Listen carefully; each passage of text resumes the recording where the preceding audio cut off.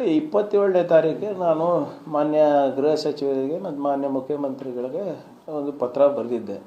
ಹೀಗೆ ಅನುಮಾನಗಳು ಭಾಳ ಬರ್ತಾ ಇದೆ ಮತ್ತು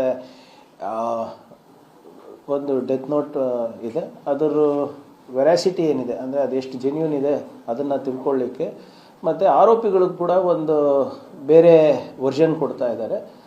ಯಾರ್ದು ಸರಿ ಯಾರು ತಪ್ಪು ಅದನ್ನು ತನಿಖೆ ಮಾಡಬೇಕು ಅಂದರೆ ಇಂಡಿಪೆಂಡೆಂಟ್ ಏಜೆನ್ಸಿ ಮುಖಾಂತರ ಆಗಲಿ, ಮತ್ತು ಸ್ಥಳೀಯರೇ ತನಿಖೆ ಮಾಡಿದ್ರೆ ಮತ್ತು ವಿರೋಧ ಪಕ್ಷದವರು ಇಲ್ಲ ಸಲ್ಲದ ಆರೋಪ ಮಾಡ್ತಾರೆ, ಅವ್ರು ಇನ್ಫ್ಲೂಯೆನ್ಸ್ ಮಾಡ್ತಾರೆ, ಇವ್ರು ಇನ್ಫ್ಲೂಯೆನ್ಸ್ ಮಾಡ್ತಾರೆ, ಅಲ್ಲಿ ಖಂಡ್ರೆ ಅವ್ರ ಪ್ರಭಾವ ಬೀರ್ತಾ ಇದ್ದಾರೆ, ಈ ಕಡೆ ಪ್ರಿಯಾಂಕ್ ಪ್ರಭಾವ ಬೀರ್ತಾ ಇದ್ದಾರೆ ಅಂದ್ಬಿಟ್ಟು ಆರೋಪ ಮಾಡ್ತಾರೆ ಅಂದ್ಬಿಟ್ಟು ಇಂಡಿಪೆಂಡೆಂಟಾಗಿ ನಾನೇ ಆವತ್ತು ಪತ್ರ ಬರೆದಿದ್ದೆ. ನಿನ್ನೆ ಹೋಗಿ ಮಾನ್ಯ ಮುಖ್ಯಮಂತ್ರಿಗಳಿಗೆ ಕೂಡ ನನ್ನ ಹತ್ರ ಇರೋವಂಥ ಏನು ಮಾಹಿತಿ ಇದೆ ಅದು ಅವರಿಗೆ ನೀಡಿದ್ದೇನೆ, ಮತ್ತು ಅವರು ಕೂಡ ಅಧಿಕಾರಿಗಳ ಹತ್ರ ಮಾಹಿತಿಯನ್ನು ಪಡೆದಿದ್ದಾರೆ.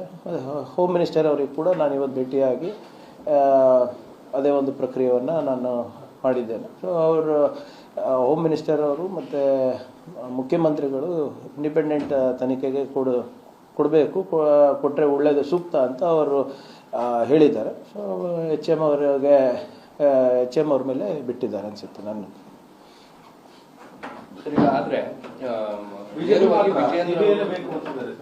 BJP CBI ಮೇಲೆ ಇದ್ದೇ ಇರ್ತದಲ್ರಿ, ಏನಕ್ಕೆ CBI ಬೇಕು?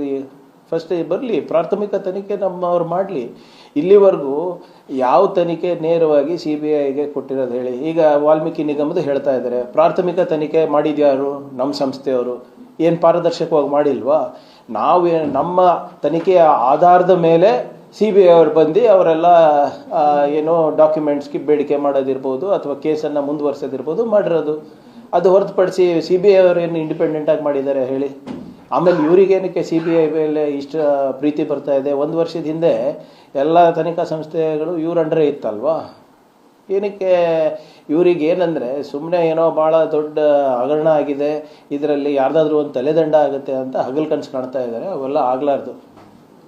ಸರ್, ಅವರು 4ನೇ ತಾರೀಕು ತನಕ ಸಮಯ ಕೊಡ್ತೀವಿ. 3ನೇ ತಾರೀಕು ತನಕ ಗಡುವು ಸರ್. 4ನೇ ತಾರೀಕು ಮುತ್ತಿಗೆ ಹಾಕ್ತೀವಿ, ಕಲಬುರಗಿ ನಿಮ್ಮ ಮನೆ ಮುತ್ತಿಗೆ ಹಾಕ್ತೀವಿ ಅಂತ ಹಾಕ್ಲಿ. ಯಾರು ಬೇಡ ಅಂದಿದ್ದಾರೆ? ಏನಂತ ಮುತ್ತಿಗೆ ಹಾಕ್ತಾರೆ? ಒಂದು ಸಾಕ್ಷಿ ಇದೆ ಏನ್ರಿ? ನಾನು ಹೇಳ್ತಾ ಇದ್ದೀನಲ್ಲ ಪದೇ ಪದೇ, BJP ಅವರು ದಯವಿಟ್ಟು ನೀವು ನಗೆಪಾಟ್ಲಿಗೆ ಈಡಾಗ್ತಾ ಇದ್ದೀರಾ. ನೀವೇನು ಪ್ರತಿಭಟನೆ ಮಾಡ್ತಾ ಇದ್ದೀರಾ? ಜನರು ನಗ್ತಾ ಇದ್ದಾರೆ, ಹಾಸ್ಯಾಸ್ಪದ ನೀವು ಮಾಡ್ತಾ ಇರೋದು. ಒಂದು ಡಾಕ್ಯುಮೆಂಟ್ ಇಟ್ಕೊಂಡು ಬನ್ನಿ. ಇವರೇ ಯಾರು ಬೇಡ ಅಂದಿದ್ದಾರೆ?